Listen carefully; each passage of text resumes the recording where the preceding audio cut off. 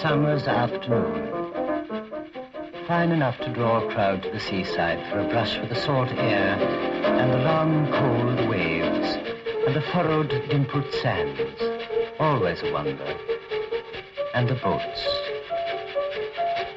But first, over the hill from Sutton to Howth, Howth Hill. A tram will take us there, the Howth tram. This is a ghost. They took up the lines a few years ago, and the tram will never make this journey again. This is a memory of a summer's afternoon some years ago, and a ghost will take us over the hill to the sea.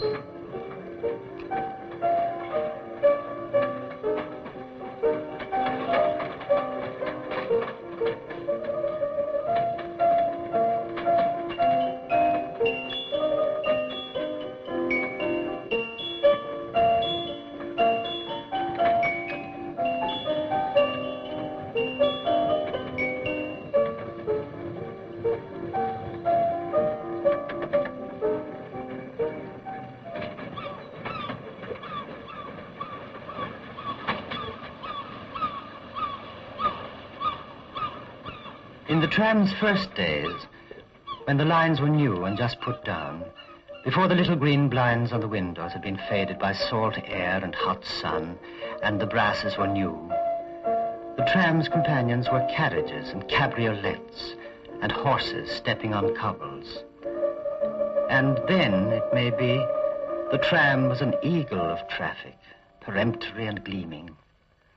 The ring of its warning bell, the clatter of its steel sides, the terror and admiration of all pedestrians left behind, gaping.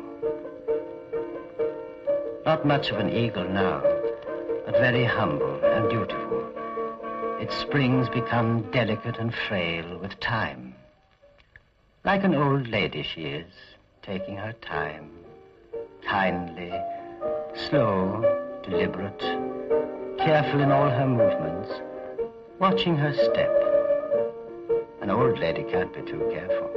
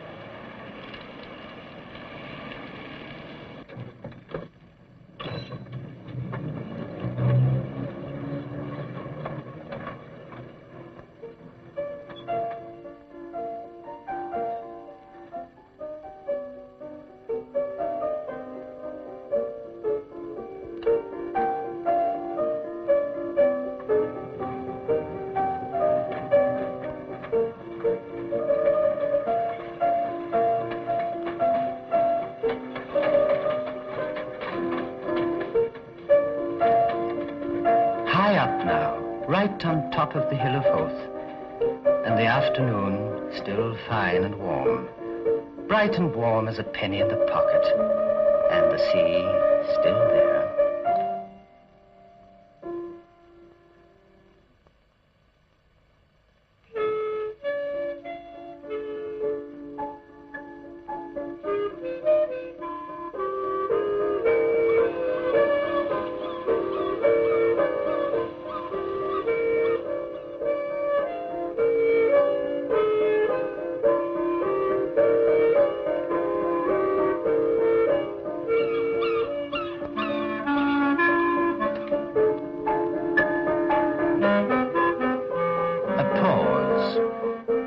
Time to make her adjustments.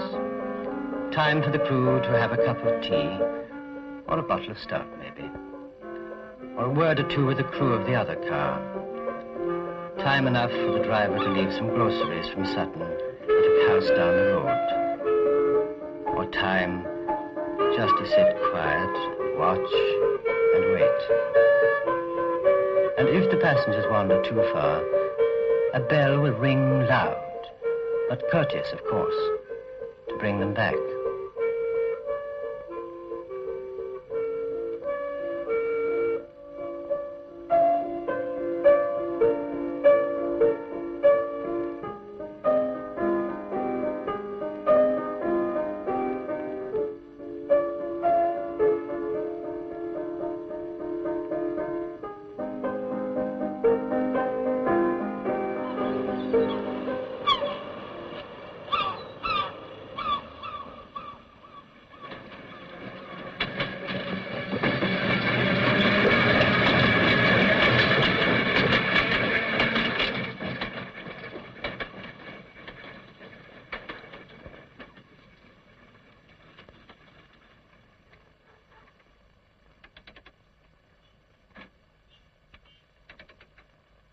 One more stop.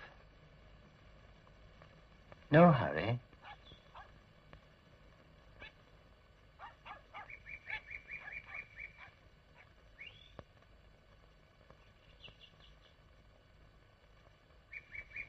An old friend.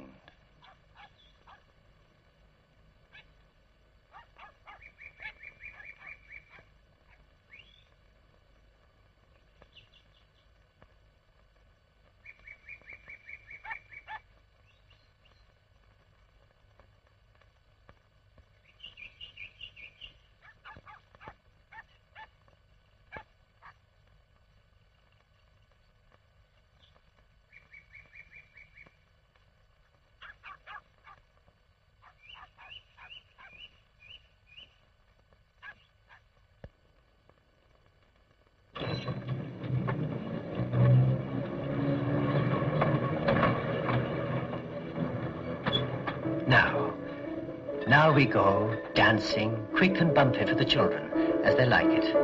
Their patience about to be rewarded.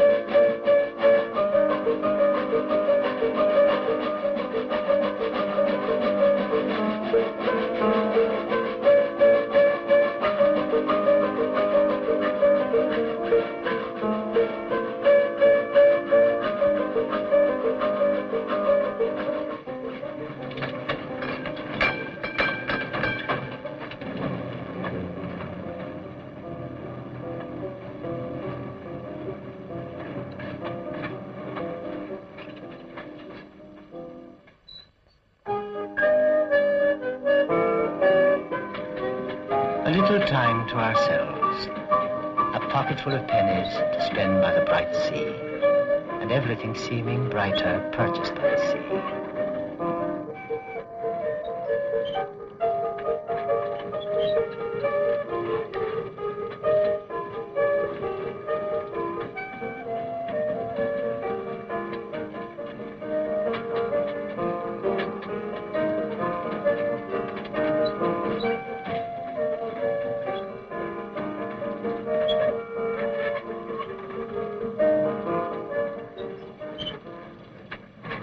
Wonderful, strange sea.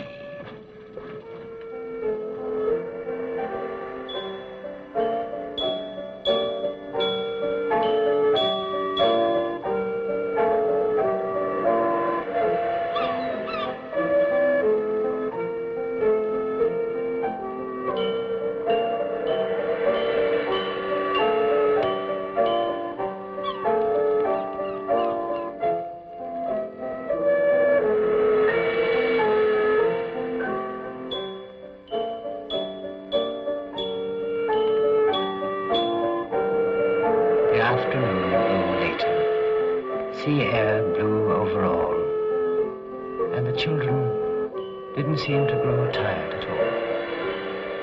Peace and quiet on quayside and cobble, on the corked decks of trawlers, on nodding dinghies in the harbour water. peace on the windy stalls and on all the bright holiday. Peace on the salt air. It pulled like the gentle pull of tidal water on dinghy and trawler, like the tug an angler knows, strong but delicate at the end of his line. And everyone felt better and happier for such a bright encounter.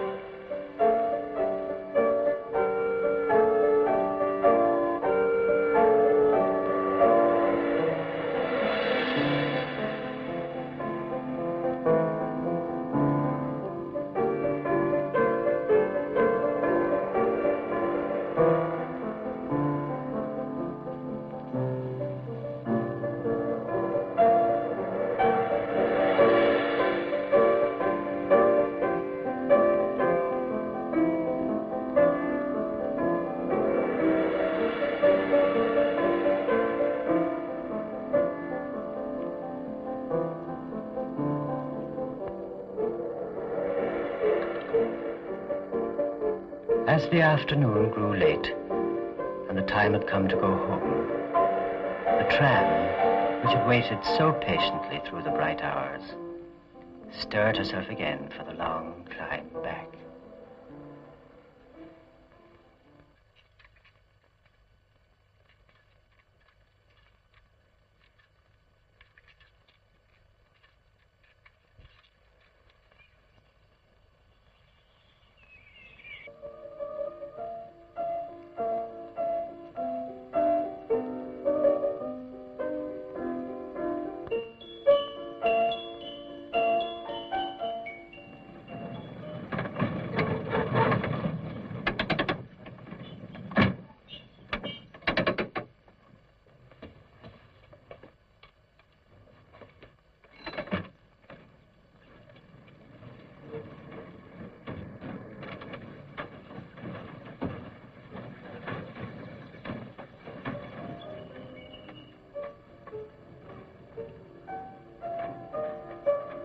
She rang a bell for them, and they came. Day trippers, holiday makers, up from the seashore, from the cobbled quayside, out from between the boats, up from the sand dunes, from the long grass, from the heather and the bellflowers and popping gorse on the marble cliffs. A bit tired, most of them.